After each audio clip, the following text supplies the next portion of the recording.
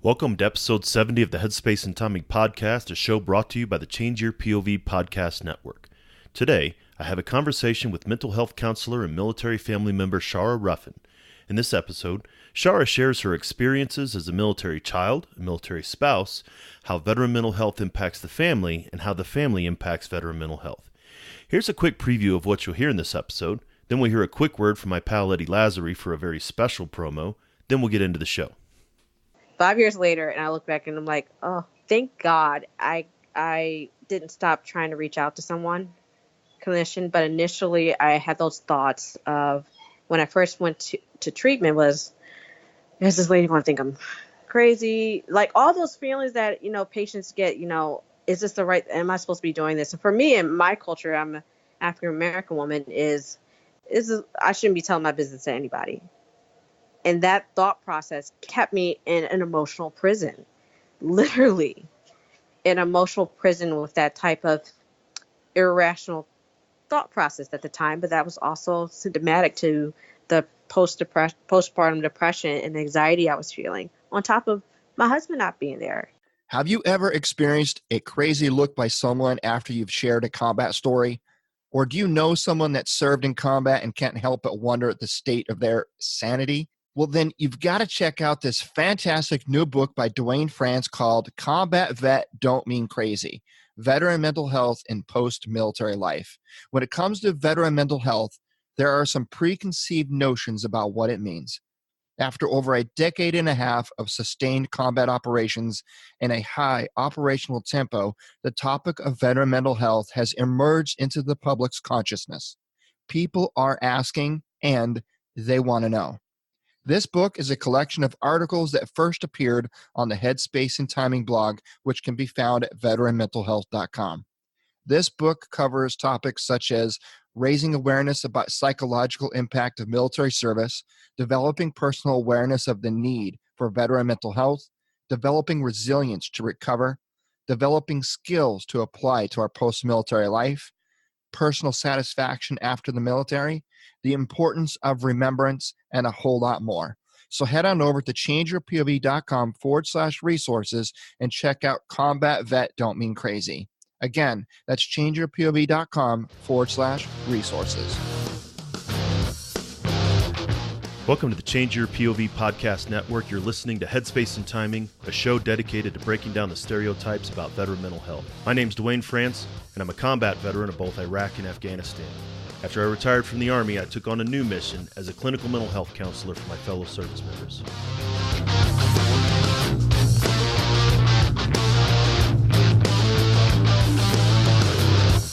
If you served in any branch of the military, you're familiar with the M2 machine gun, the 50 cal. It's one of the most effective weapons in the military's arsenal. If the weapon's headspace and timing wasn't set right, however, it was just a huge useless chunk of metal. Veterans can be rendered inoperable if their headspace and timing isn't set correctly either. That's my goal with this show, to change the way that we think and talk about veteran mental health and reduce the stigma against seeking support.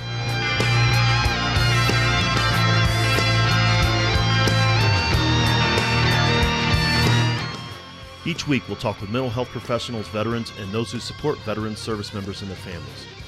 We're going to have real and honest conversations about a topic that most just don't like to talk about, veteran mental health. Let's jump into this week's conversation.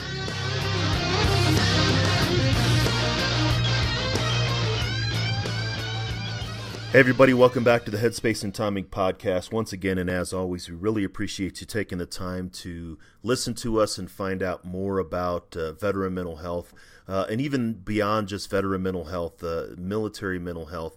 And as you'll see today, family member mental health. As my guest today has said in some of the conversation we had before this, that's often an overlooked aspect of mental health. Is the spouse and the child of the service member, which I'm really excited to have my guest on today to talk about those things as a clinician herself, but also as a child and a former spouse of a military service member. So I'd like to welcome to the show Shara Ruffin. Shara, hello. Hi, how are you? I'm doing well. Before we get started, let's go ahead and have you tell the audience a little bit about yourself and your background. Sure. So I am a licensed social worker, currently in training to be a licensed clinical social worker. My aspirations is really to work directly with veterans, hopefully in a VA community health center or in that setting. I've been in the field for a little over 10 years. I've been licensed at the state level and doing psychotherapy for the last 5 years. I am currently working in an outpatient setting, treating long-term mental illness, chronic, as well as working with higher functioning individuals that's just coming out of hospitalization, acute level care, as well as outpatient care, individual and group counseling, grief counseling, military counseling, trauma work, as well as mindfulness meditations. Those are my other specializations. So that is my background. I'm also a former military spouse. I was with my husband for about 3 years before we decided to call it quits. Before that, my military experience goes pretty far in terms of my father was in the Navy for a couple of years when I was very young. It was like in the early 90s. And his father was also in the Army. And I do have a lot of family members that are still active duty now. A lot of my uncles are on both sides, my mother and my father's side. So it goes pretty far, and I really wanted to, I'm glad you reached out to me. I really wanted to share that aspect that's pretty hidden from the public as well as the community about the helpers that serve behind that service members. It's so vital to talk about that experience and what they experience as well as what the service member does. So thank you so much for having me. And I agree. It isn't often talked about, and that's why I really appreciate you agreeing to come on the show. I guess even starting out as a child of a service member, so your father didn't serve throughout your childhood. No, My father was a Vietnam veteran, but that was 6-7 years before I was born. So my father wasn't in the military when I was in, but it informed much of my childhood and even my adulthood. Was that the same case for you, that even though your father was out of the Navy, the military was still a part of your life? Very much so. My father's still engaged with a lot of his comrades, even after serving time. A particular gentleman who I remember distinctly, I think I was about, I was like in second, third grade.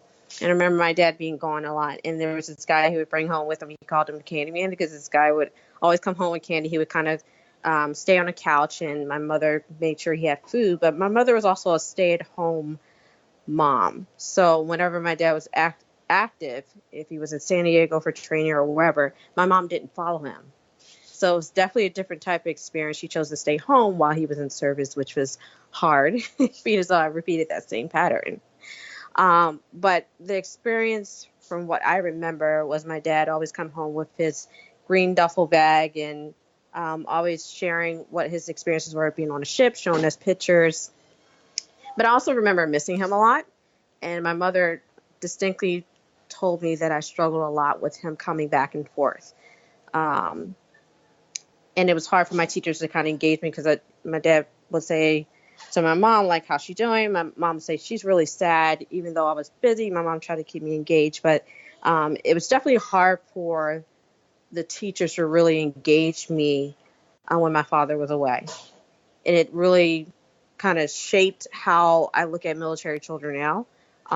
Although my son was very, very young when his father was going back and forth. My ex-husband was in for 24 years. Of course, I wasn't around for the total time that he was in. But as a child, it was very hard to kind of have a parent kind of jump in and out at different transitions of your childhood. Right, and I was going to ask, when you said struggled with him leaving and then coming back, I mean, there's sort of this idea of when he's not here, I wanted him here, but when he is here, I don't know really what to do with that. And it's almost like I'm waiting for the next shoe to drop. Okay, it's nice that you're here, but I know you're going to leave again. Is that accurately It was a detachment. described? Yeah. Yes. Even though I was very young, I still remember those feelings, which I actually struggle with later on in life with people coming, jumping in and out in that abandonment that's there. But nonetheless, it's pathological. So for me anyway. But yeah, it was very hard. to see him kind of come and go. And I do remember feeling sad a lot. But he was very proud. And my mother was very proud of him, even though she struggled with this decision of, should I have, when my father graduated from school, she should have gone with him, basically.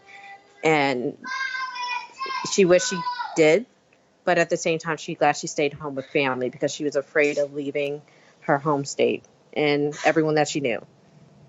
But she also talked about a disadvantage too, because she didn't have the support of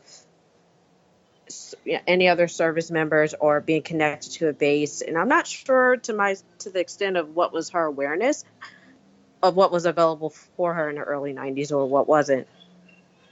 Right, and that was the other thing that I was that struck me when you were talking about your childhood. You said my teachers struggled to understand. If you were in San Diego, the teachers would have known what to do because all of their military family members in and out, right? If you're Norfolk if you were in a military community, they would have understood because it was typical, but yours was a unique situation because you weren't in a military community. And same thing for your mother, is she was probably the only military spouse in the neighborhood and didn't have that sort of understanding. So it's I'm in one culture, but I'm immersed in a different culture, and that's what you experienced even as a child. Yes, very much so. Very much so. And even my mother now, it's been over 20-something years, she still goes back to and kind of struggles with, should I have, gone or not, or just kind of gotten over my fears of leaving my family and going to be with them, because that actually kind of snowballed into a complicated situation when my father came back. Even though from what I know of my dad, he wasn't in any combat situations or anything. I know it was during the Gulf War era. So I don't know really, he doesn't talk about it much anymore. Sure. But he was very proud of just the pictures that he showed me even now. There's still a picture in my mother's house of him in his proud uniform. So that history's there. But it was definitely hard as a child, and then experiencing it as an adult, it was a struggle. It really was. So then after your father got out of the Navy and he came back and sort of reintegrated in the family, was it still a challenge? Was there a period of anticipation of, I don't really know, even though I know he's not in the military, he's going to go back. What were maybe the years between when he got out of the military and then when you re-engaged as a spouse? Those years, from what I remember, he ended up, I know he transferred some of his skills of computer science, because I remember looking back at a lot of his old pictures and books, and I don't remember what his job was, but I know it had to do with computers. He actually went into retail for 20 years instead. And even though the transition, he felt that it was hard for him just because he didn't have, we have a lot more resources now for veterans when they transition out, but he didn't know all the pieces. So he did struggle a lot. It did complicate the marriage because they were a young couple. So I do remember it being very hard emotionally, the fighting, the arguing, mostly over the finances and trying to get my dad to be stable. I just remember the struggle of the conversations that would come out of that with my parents. And they were young, and it was just not the best situation for children at the time. It was very dysfunctional. They ended up getting divorced not too far after that. But it was still a struggle just to watch them go through it. And for me, not knowing at the time, being so young, not knowing all the layers to what made it complicated or what exacerbated some of their relationship dynamics or issues that they already had, on top of him transitioning out and my mother not feeling engaged, or that loneliness that she felt with him leaving, and just it was just really complicated from what I remember. And that's something, and I hear a little bit of that now that you know what you know as a clinician, looking back on that. the challenge, because that was a transition, right? And all transitions are choppy, and moving from land to the sea or whatever. But anytime we transition from one thing to the other, it's turbulent by its definition. But in the family, your parents' marriage did not survive that turbulence. It did not. And looking back, what you see now as a clinician, what do you think could have supported maybe a little bit more of that, smoothing that transition? Well, that's a big question, right? Because when you say that, I'm thinking about what my experience was. Right. For my mother, for my family history in general, they were not big, ironically, historically on mental health. My mother clinged a lot to her family, and from what I understood then, she relied on that a lot. It was a big part of her decision making when she decided not to go with my father, was listening to her family. I know my father's family encouraged her otherwise because they had that experience with my grandfather and my father's father. But what really would have been helpful, I think, then for them was learning how to communicate. My parents were very reactive to each other. Having that support, whether through, having marriage and family therapy, which probably could have happened way before they got married, before he shipped off. But just having an understanding of, I'm mostly trying to prepare for that transition. My mother was totally taken aback with my dad's experience and his emotional numbness to things, and her having to carry or be two parents. It was just a mess. It was a real mess, and to be non-clinical, it was just a mess. It's just funny because I went through the same thing 20 something years later. Right. And there is that cycle, but I'm thinking, in as you mentioned, the willingness to engage in treatment or counseling. I've said it before on the show, but my wife and I went to marriage counseling after I returned from Iraq for 15 months. And again, after my 12-month Afghanistan deployment, which were my two worst deployments. I do firmly believe that had it not been for both of those, then we probably wouldn't still be married right now. But we both had the willingness to say, this is more important. Let's work on it. And that helped us not have to weather the transition out of the military better than maybe some others. Yeah, you're right. I think that education piece is so important. Speaking as a clinician, it's so important to be able to have the education of how important it is to communicate and have that bond. And if you don't have the tools to have someone that's able to provide that at vital periods of transition for both parties, and as a couple and as a family, it's vital. And I just remember then, even when having conversations with my mother now, she said, I wish I would have had the tools that you had or that you tried, and maybe things would have been different. She did say that to me. But she wasn't aware on top of her own family pathology of not addressing mental health issues. She was diagnosed with an untreated anxiety disorder for years. And my father came from a pathological history of heavy drinking and substance abuse and self-medicating. So again, it really just goes back to education and having that support and that willingness to want to engage. Right, and I think that and as you had referenced there a couple different times, it's not just the military culture that is resistant to talking about or accessing mental health treatment. In many different cultures, it's something that's treated in different ways. I've heard that quite a bit. Oh yes. But then you, so maybe moving forward to the timeline.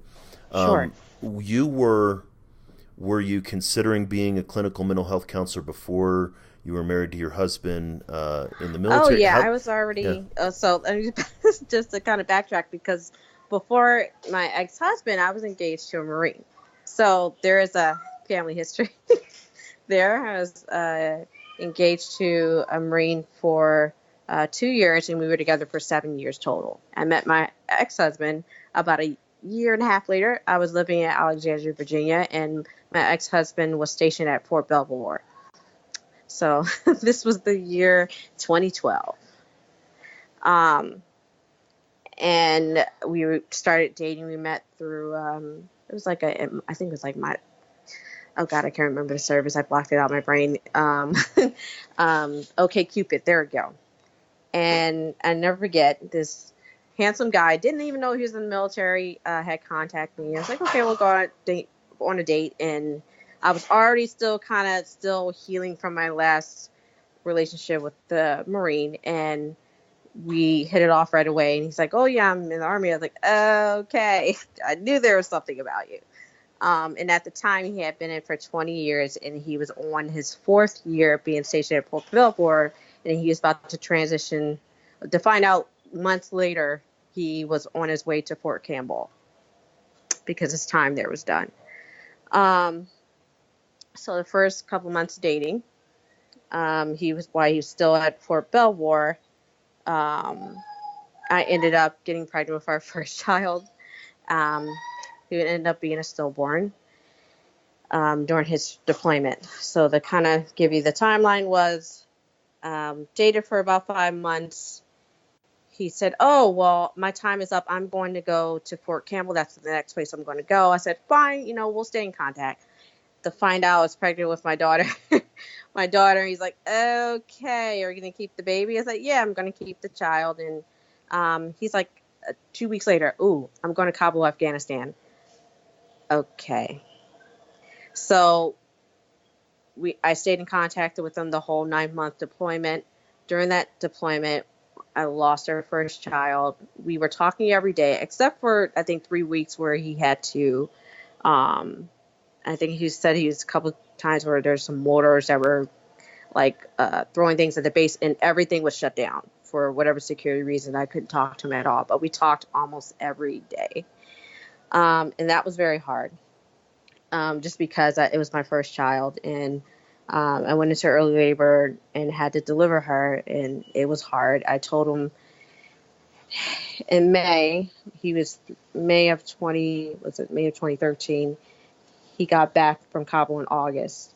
And it was hard because I told him on Skype that I lost our little girl, and he literally could not stop crying. Mm-hmm. Right. And a couple of days went by, and we would Skype, and you could just tell he was having a hard time. He would try to work. He said, I'm having a hard time working. I'm thinking a lot about Asia. My commander said maybe I should come home. And I'm just thinking, you're too close to coming home. Stay, Mm-hmm. maybe you should stick this out. Not thinking about the emotional side of it. At the time, my occupation was a medical case manager. I was not a clinician yet, but I had a master's in social work and mental health setting. So I had that background, did not have the counseling aspect yet, because the population I was working with at the time in Washington, D.C. was HIV population, most predominantly women. Extensive trauma, psychosocial stressors, but not direct counseling yet. So it was a whirlwind, because when he came back from Afghanistan that summer, we had transitions of moving in together. The first couple of weeks, he just didn't seem like himself. Mind you, out of his 20 years, which I was surprised at the time, it was his first combat deployment, which was interesting. But I think it was because of his job. He was an IT guy. So he really had a hard time coming back. He lived in Clarksville, Tennessee. We were still apart that whole entire, this is the tricky part. We were apart the whole time. We had never lived together, but I constantly would fly down to him all the time. Like every other week, every other month, because I was making really good contracting money where I could do that. But anyway, when he came back about 6 months later, got pregnant with our second child. Fast forward 5 months later, we got engaged and got married, and things started to go downhill from there. Just because my ex-husband, give you a little bit of a psychosocial background, I was his 4th wife. At the time, he had 4 children. Jaden, his fifth child. Uh, so red flags were just all over the place. It was really to kind of backtrack to kind of look at this. Later, it was a lot of the relationships I had were very much connected to my father, who was very emotionally disconnected. Mm-hmm. So there's that piece there. So the whole thing was pretty much a whirlwind within 2 years. But my ex-husband, to kind of backtrack, with when I had my second child, went through very bad postpartum depression. Living in Philadelphia, my ex-husband who I was married to at the time, was still in Clarksville contemplating whether he was going to go back again. Because at Fort Campbell, Screaming Eagles, all they do is deploy. That's it. Right. That's all they do. Mm-hmm. So he's like, I'm going to go back. And I said, you're going to do what? I thought you were talking about retiring. He's like, I need to pay off this debt. I'm like, well, I am stressed out. I'm living with my mother. There's too many people in the house. I am trying to work a full-time job, and I'm falling apart. It was a lot of different dynamics going on because he was going through his own stuff. I wasn't there. I needed him to be there to help me take care of my son. We were just not connected. We had no way of knowing how each other were feeling. We would hold back a lot when we were talking on the phone. So it was just a lot going on at that time. By the time my son's first Christmas rolled around, I could tell something was really wrong. He was totally emotionally disconnected. And he told me he wanted a divorce. But we had only been married about a good 7-8 months. So it was rough because then the following year, 2016, I'm taking deep breaths as I'm saying this. We stopped communicating as much. I ended up moving in with one of my best friends, which was kind of a mistake, but at the time I just needed support. It was a guy who had a big townhouse. It's like, fine, I'm moving in because I can't stay with my mom anymore. I'm saving up money trying to get my own place. Told my husband to be transparent, and it just fueled the fire. Because to find out he was very angry that I didn't move in with him when he got back from Afghanistan after we had lost our little girl. And he was holding on to all that anger. And his way of getting kind of lashing out was, I'm going to leave you to take care of our son. So you made this mess, you stay in it. At the same time, I was working, going to therapy. I had called TRICARE, and they gave me 10 short-term sessions, which wasn't enough. And the counselor at the time, she wasn't affiliated with the military. She was helpful, but there was still a part that she was missing. And to kind of backtrack, I know I'm jumping around a lot, but my son ended up having, at 6 months, he ended up having kidney surgery. And it was right before it was right after his first Christmas me and my ex-husband were just fighting a lot because he stayed with me and my mom, and he was emotionally disconnected and distant. I was like, hey, we need to go to marriage counseling. And he was just like so against it. He did not want to talk about anything. And I remember bringing him to the marriage counselor, and she was like, this is just not good. He's disconnected. It's already 1 foot. He has 1 foot in, 1 foot out. I was just desperate for her to see him. And the whole time he did not want to talk about anything at all. It was heartbreaking for me. But I continued to push and push. He flies back home, and that was the same year that I filed for divorce.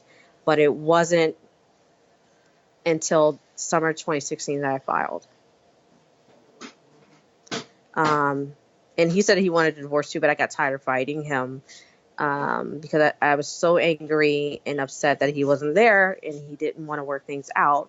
But to find out, a couple months later, a lady contacts me on Facebook and says, hey, do you know such and such? I said, yes, that's my ex-husband. we're having a baby, and I just wanted my daughter to know her siblings. Everything that I had went through with him and him being emotionally disconnected, and everything made sense after that in terms of why he was disconnecting and he had kind of moved on.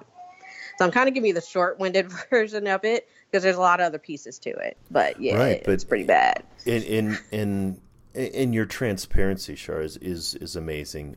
Just your ability to be honest and open about this is inspiring, and it's something that maybe as clinicians maybe we're counseled against is the disclosure, but then the idea of how authentic are we really being to ourselves and everyone else if we're trying to pretend that we're this people that have everything together. But that's a lot of what. Not to cut you off, but really quickly, that's exactly why I wrote that article on LinkedIn, and it seemed to be a gateway for me to want to write more. I'm at a point in my life where I don't feel like hiding anymore, and I felt like I started getting a lot of feedback from people saying, I've been through this too, or a lot of the military spousal groups I'm attached to on Facebook. And I'm like, you know what? I'm not the only one. Maybe me sharing this with people will let them know it's okay to talk about this stuff, to get it out, and not feel judged by it. If people judge, I'm sure they have their stories too, but whatever. No, and that, like you said, that really was the genesis that caused you and I to connect.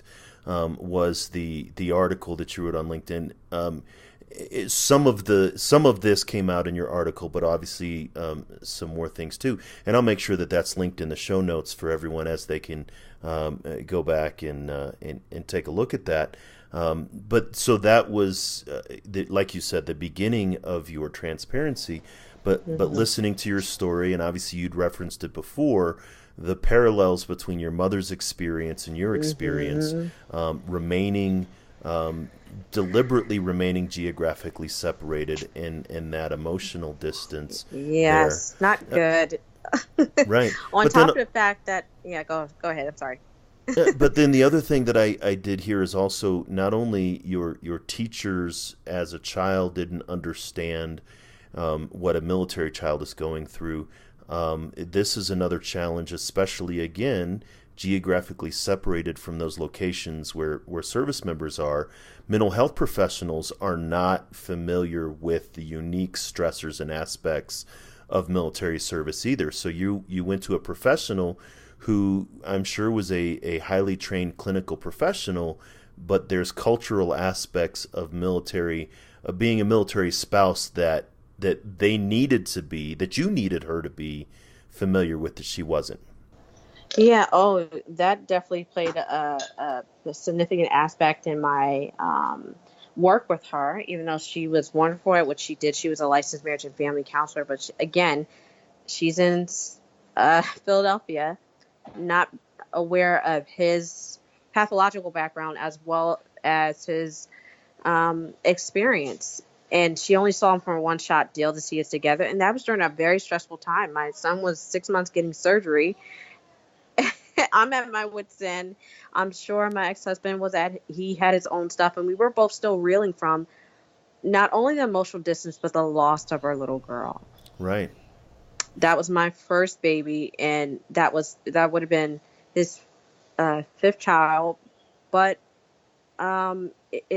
we never processed any of that stuff. Everything happened so fast, and then being apart, it just, on top of my, on top of the clinician I was working with, she really struggled with trying to understand why I was trying to push to make things work. She wanted me to kind of divorce him sooner.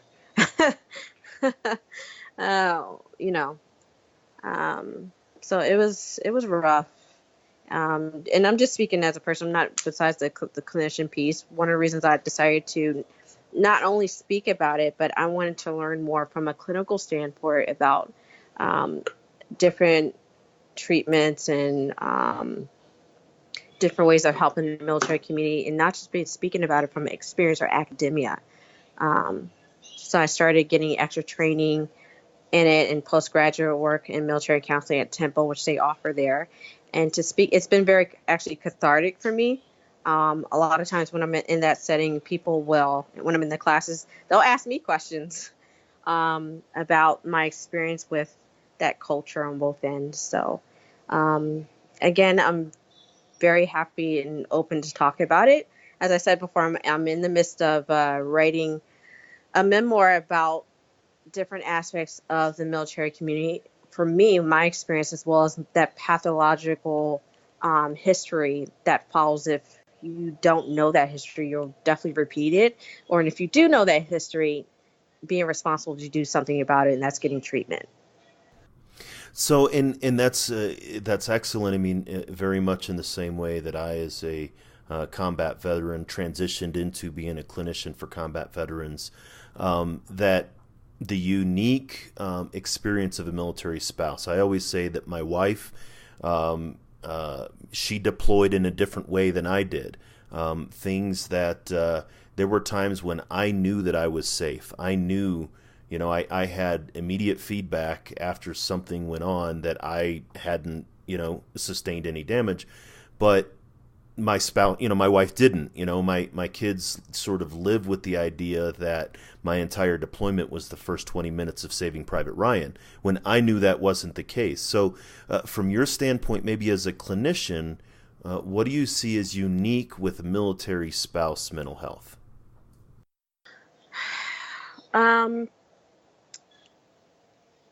Empathy and connection. The second time around, because I actually stopped going to the therapist for months.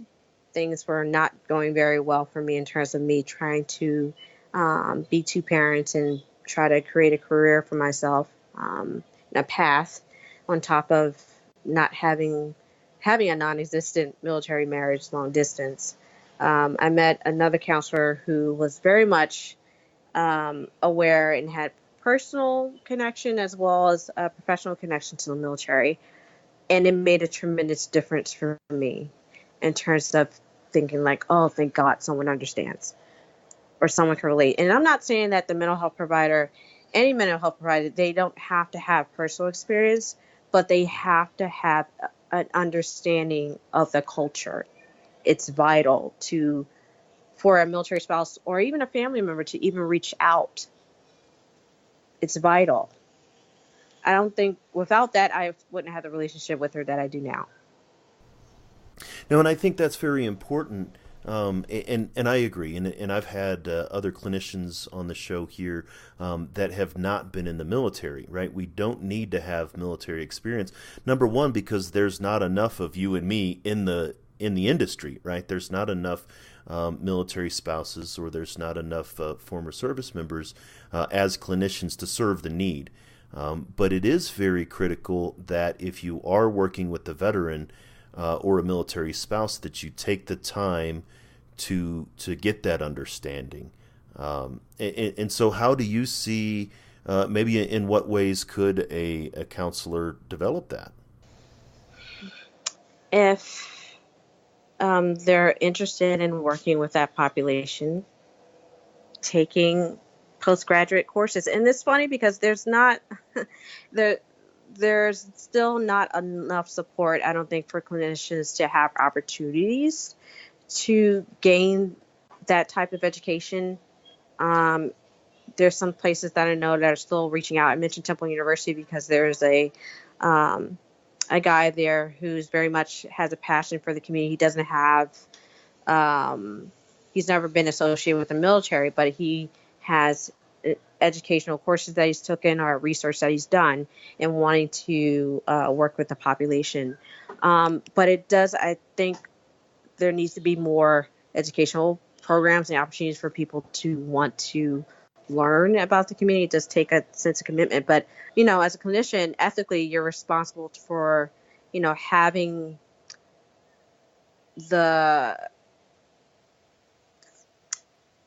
not only the academia, but having the knowledge base to work with a certain culture, right? So that cultural competence piece, that's so important. Right, and as you said, and I heard one of my professors early on is said it's not up to our clients to teach Oh no. us about their culture.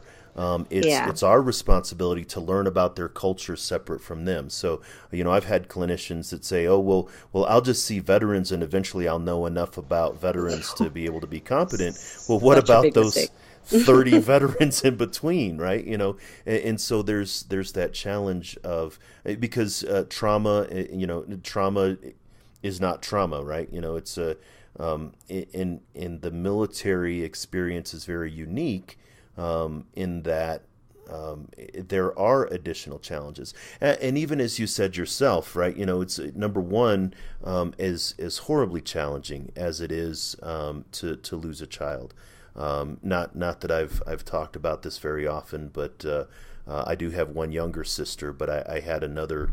I would have had two essentially, but my mother, my stepfather lost a child, and I remember that as I was probably 10. I remember that it was a horrible time in our family, and so as stressful as that time is, and definitely was for you, the challenge on top of that of being geographic as a deployment, right? So it's not just losing a daughter, but it's losing a daughter while not being somewhere, and then making the conscious decision to no, don't come back. I have this, even though I may not have it, but I don't want to do that.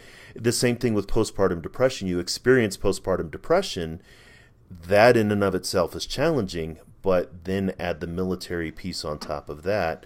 Oh yeah. It's exponential. It's not just additive. On top of having an untreated anxiety disorder. Right. So there's that pathological line to my mother. She's still not treated at this time. She calls where I work at the crazy house. So there you go. But nonetheless, I was diagnosed with anxiety at 21.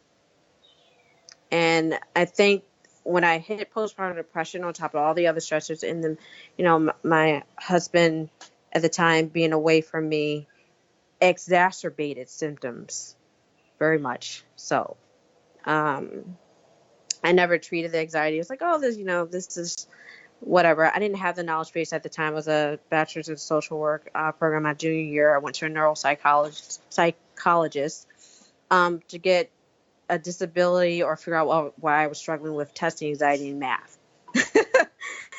And she diagnosed me. She's like, oh, you have GAD, generalized anxiety disorder. I was like, okay, whatever. Not really thinking about what that meant for me until I hit postpartum depression and had my son. I had never been depressed before, ever. I've had anxiety, but not the level of emotional pain that I went through. It was so bad. I was about to give up my son. No one knows that but my mother. Now everyone knows, and that's fine. But that's how bad it was.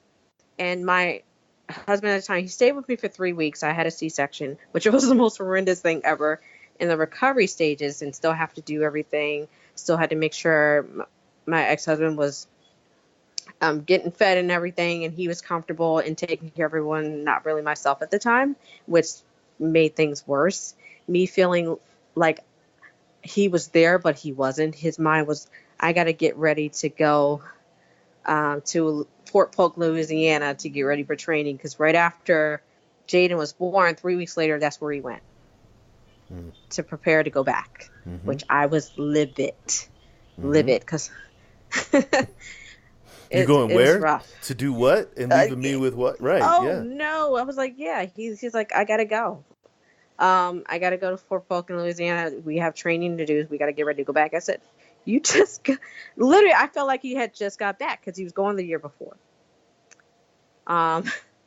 So it was grueling rough on top of the psychosocial stressors we both had, our own pathologies of how, or the lack of insight of our own histories and how they were repeating themselves. And just going through the motions. I wish someone told me that you're going to come out on the other side of this. 5 years later, and I look back and I'm like, oh, thank God I didn't stop trying to reach out to someone, clinician. But initially, I had those thoughts of when I first went to treatment was, is this lady going to think I'm crazy, like all those feelings that, patients get, is this the right, am I supposed to be doing this? And for me, in my culture, I'm an African American woman, is I shouldn't be telling my business to anybody. Right. And that thought process kept me, I think I talked about in an article, it literally, in a radio interview I did a couple weeks back, it literally kept me in an emotional prison. Literally an emotional prison with that type of irrational thought process at the time. But that was also symptomatic to the postpartum depression and anxiety I was feeling, on top of my husband not being there. No, and that's all. And like you said, is this hindsight, and even the hindsight of the cyclical nature of how our relationships in our childhood can impact our relationships in our adult. And it's not all Freudian, but it's also not baseless. But you said No. that you wish someone would have told you that 5 years later you'd come out the other side of it. And we talked about this back in episode 66 about post-traumatic growth. You've gone through a lot of very critical stress. Any one of those incidents, losing your daughter, the postpartum depression, the challenges of military separation, any one of those would be not traumatic as far as death and life, but definitely traumatic as far as significant. But I get the sense, even if you might not, is that you are infinitely stronger now than even you were before. Could you speak to that a little bit? Sure. I do feel a lot stronger. I'm working with a career coach right now in terms of going back and writing a book. I've never, it's different than writing academic papers and all that stuff. So this is about me. And, now that I have all the dots, trying to connect them and to go back and look at these things and share it. It's been cathartic, but scary. I do feel a lot stronger, but there's still periods where, especially right now, since everything is raw and I'm going back and looking at these things, it's at times triggering. But looking back, I was just thinking, my God, I was strong then. So you weren't aware of the strength that you had then until we're almost not aware of how far we walked until we turn back around and say, "Holy crap! I just did that." Yeah, because I definitely didn't feel. This is also pathological in my family. I'm the oldest child. So there's that if we go look at Alder's theory, sibling position. Right. I'm the oldest child, and I always felt like I needed to set example for my younger siblings. So I was the first person to go to college, first person to get a graduate degree, and having to walk those unknown paths without having anybody behind me to say, "Hey, this is what you need to do." So figuring all that out, catapulting into the experiences that I had.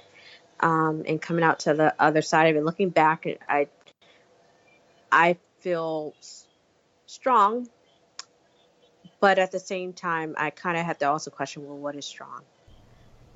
Yes. No. For me, because I was always told, oh, you're the strong person. Even when I first had my son, that was also the reason why I had a hard time reaching out. I literally didn't reach out to a therapist for months. It took me a good 5-6 months for me to reach out. And mind you, I'm a clinician at the time. Right. Yeah. Physician heal thyself doesn't work. No. And it's funny because if you talk about countertransference, oh God, I could write a whole book on that. Because at the time I was at an outpatient facility where I was licensed, so I could float to any level of care, acute, outpatient care, or subacute, which is our long-term community program for people that have psychosis, mood disorder, cognitive limitations, but then working with people, individuals that have just life stressors, going to the hospital for suicide attempts, and then come out, they're in outpatient and they're talking about those stressors. I've ran across so many women that were postpartum depression, military, not affiliated with the military, familiar family stressors or pathologies, and having to work with that while not really addressing my own crap and not realizing that I'm bleeding out. So many people walk around like that, not know that they're literally bleeding out emotionally. Anyway. Right. No, this is your story is amazing, and even your candor. You know, as I'd mentioned before, the willingness to put the story out there. To, as you said, perhaps there's someone who's listening to this right now who may be going through something similar. That then to say, you know, I've walked that path, and there is, you know, there's you can get through the other side of the valley of darkness. Even though it feels dark, it's possible, and this won't last forever. And that can turn someone from, because a non-ending pain without an end in sight, that's suffering. It can shift suffering back to just bearable pain. Oh, yeah. Yeah, it definitely can. I tell people all the time, patients, friends, whatever, just like, you know, a storm can, you know, hover for some time. You can go through the turbulence part of the storm, but it will pass. It'll pass, and then there's sunshine and blue skies. It will not stay. But while you're going through it, you have to feel it. And for a long time, I didn't want to feel it. I would constantly self-medicate. And my family, we were big drinkers.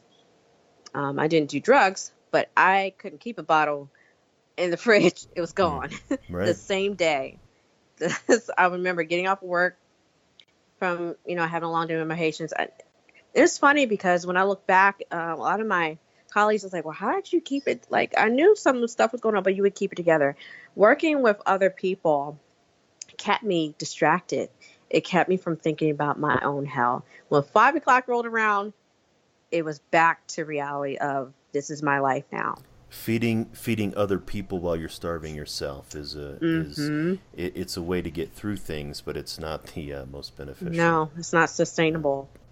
Not at all. So this is well, and I often do say it has been great, but not for the really great good feelings. This is definitely some reality, Shara. But I really appreciate you opening up. And when the book is written, free reign to come back on the show. I'd love to have you back on the show and talk about it and see how it's gone. But until then, how can people find you if they want to hear more, know more, and connect with you? Sure. So my LinkedIn is pretty much the hub of my social media. Right now, I do have an Instagram and Facebook. They're still in the process of being revamped, so people reach me. And I'm on Twitter. If you plug in my name, Shara, Shara, last name Ruffin, Ruf as in Frank, Fin, I will come up. So plug me in there. I love to connect with as many people as I can about the military and just mental health in general. The real reason I'm wanting to share as much as I can is to let people you are not alone. I literally disconnected from so many loved ones and people. Once I moved to Pennsylvania, we had gone through all the things I had went through. And now I'm trying to reach back to people and they're like, where have you been? And then having to share, it's like, oh my God, you've gone through all these things. Why didn't you reach out in the first place? Being afraid to be seen, not sure what people would think. And just letting people know that it's okay. I'm willing to be a listening ear. Now, I'm not able to practice the counseling independently again until for 1 year. I have to throw that out there. I consult with a lot of people. That's within my ethical range. Counseling, not yet for a year. But I do plan to go down to private practice eventually after that time. But feel free to anyone that's listening, please reach out. Even if it's just to talk, I'm more than willing to listen and hopefully give you any resources I can to get the counseling that you need or put you in the right direction to someone else that can provide you that care. Yeah, no, that's great, and I appreciate that. I appreciate your strength and your candor, and I appreciate you coming on the show today. Thank you. Thank you so much for having me. I appreciate the opportunity to just be able to get the story out and to share with people in general and just have that candid conversation of mental health. Because as we know in the military community specifically, it's still stigmatized. Well, that's what I we're know that trying would be a to. whole different podcast. There's many minutes, and ultimately, it's all one song, right? That's what all of Oh, this yes. is about. That's pretty much the tune we've been playing since the beginning. But so definitely, I would love to have you back on and see how things are a while from now. Sure. No problem. I would love to be on again whenever that opportunity arises. Thank you so much for having me. You're listening to Headspace and Timing on the Change Your POV Podcast Network. Back in episode 35, as part of the Veteran Mental Health Bootcamp, I talked with Josh Kreimeyer about how military service impacts the family. From Shara's experience as a child of a military service member to her experience as a spouse of a military service member, there's a lot of evidence that the service member is not the only one who serves. Shara's story indicates a couple of different things. First, we know that the family serves in a different way that we do, but still serve nonetheless. I know when I first started to deploy in 2006, my kids were just starting elementary school. When I stopped deploying in 2013, my kids were approaching high school. That's a long time for kids, for me, for my wife, and our family as a whole. Compounding that is when a service member is geographically separated from their family, and especially if the family's not located near a military installation and all the support structure that there is whenever a veteran is deployed. Second, Shara talks about her experience as a child and how they were replicated when she became a military spouse herself. How often do we find ourselves doing the same thing our parents did, even if we didn't intend to do so? Sometimes we only realize it in hindsight, but that doesn't help the pain when we're going through it. And lastly, the one thing that I think it's important to take away from Shara's story is that even through all that hardship, she emerged stronger and more resilient. We talked briefly about posttraumatic growth near the end of the conversation, but Shara is someone who demonstrates that we can come out of a difficult situation stronger than we were before it. Now, at the beginning of the show, you heard my buddy Eddie Lazary talking about my book, Combat Vet Don't Mean Crazy. I've heard a lot of great feedback on it. Whether you're a veteran, a family member of a veteran, or someone that works with veterans in any capacity, it's a great way to understand the military mindset and find strength and stability in post-military life. I've also been telling you about some of the things we're doing to spread the word about veteran mental health and wellness, and we're trying to get this information to you as many ways as we can. I've started to develop content for your Echo device, and we've got some good stuff there and more on the way. To see them all and more to come, check out veteranmentalhealth.com/skills. Make sure to tune in next week when we talk about veteran mental health from another family member perspective, this time from the mother of a combat veteran. I have a great conversation with Stephanie Keegan, the mother of paratrooper Daniel Keegan, who returned from combat but came back with some struggles that ultimately cost him his life. You won't want to miss Stephanie's commitment to her son's memory, and to veteran mental health. Make sure you subscribe so you don't miss it. Until then, stay focused and be well. I'd like to thank the Change Your POV Podcast Network for hosting this show and highlighting the critical importance of veteran mental health. We want to hear from you. You can reach out to me via email at dwayne@veteranmentalhealth.com. You can find me at Twitter at @TheCounselingVet, or head on over to Facebook and look for the Change Your POV Squad. You can find the show notes for this episode and all the episodes by going to veteranmentalhealth.com or changeyourpov.com. Sign up for updates on either or both so you don't miss another episode. While you're at it, check out the other great shows on the Change Your POV Podcast Network. The show about remembering our military history and reviving our warrior spirit, changing hearts and minds. The show about outdoor activities that us veterans love so much, Neophyte in the Woods. The show that helps us get going at the beginning of the week, Motivation Monday. And Attack Fridays, the show that brings you actionable tips, tricks, and coachable knowledge to help you make the best of your transition. While you're checking out the other shows, drop us a review in iTunes or whatever podcast platform you're listening to. The reviews really help spread the word about what we're doing. If you're looking for the total package for all the information you need to live the life you want after leaving the military, you found it. If you know of a buddy who's looking for the same info, share it with them so they can find it too. I want to thank Doc Todd for his permission to use his track, Not Alone, from his amazing album, Combat Medicine. Doc Todd is somebody who's trying to bring veteran mental health out of the darkness and into the light, and you can get the album by going to therealdoctodd.com. Check it out, because remember, veterans, you're not alone. Ever.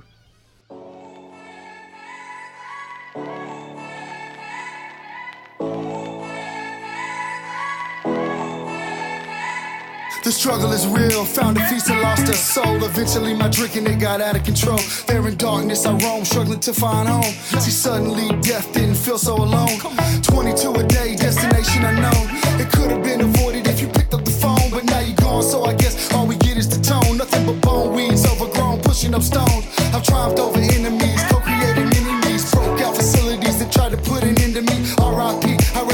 in tranquility. Authentic tendency, embrace my ability.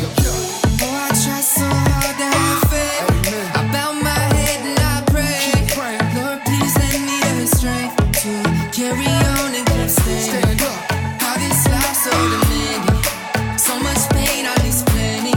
I hurt each time I wait, but with you I'm not alone.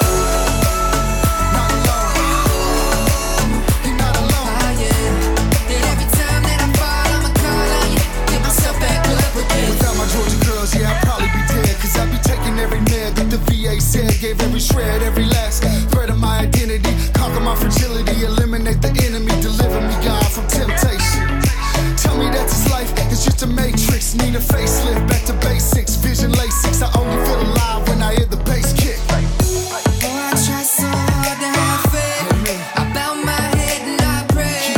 Lord, please lend me the strength to carry on and keep standing. Stand up. How this life's so demanding, so much pain, I need plenty. I hurt each time I wait, but with you I'm not alone. Not alone. Yeah. You're not alone. Ah, yeah. And every time that I fall, I'ma call on you, pick myself back up again. Yeah, just pick up the phone, you're not alone. Just pick up the phone, you're not alone, man. Just pick up the phone, you're not alone. Yeah, pick up the phone, I'm right here. And I love you guys. Take those bottles out, dog, and pour them in the sink. Take the needles out your arm and the gun away from your forehead. It's time, man, you've been through enough pain, stand up. It's time to stand back up. All my veterans, man, Army, Marine Corps, Navy, Air Force, Coast Guard. Get up, you know.